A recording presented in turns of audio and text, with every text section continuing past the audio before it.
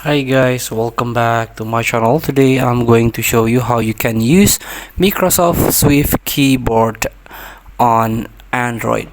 So if you feel you don't or you don't enjoy the Google board or Gboard keyboard on your default Android, so you can try another keyboard. You can use Microsoft Swiftkey keyboard on your Android.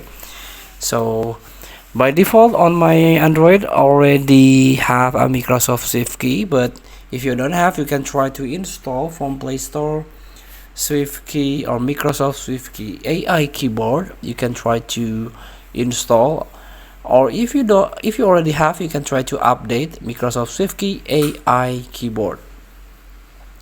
After you install or update, you can go to the settings on your phone, tap on additional settings, and then tap on keyboard and input method. Here the current keyboard is a Gboard. You can try to change into Microsoft Swiftkey keyboard.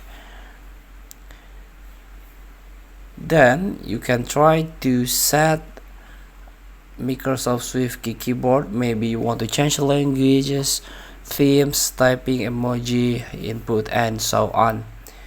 Feel free to try. Thank you for watching. Don't forget to comment, like, and subscribe. Also click the button below. See you in the next video.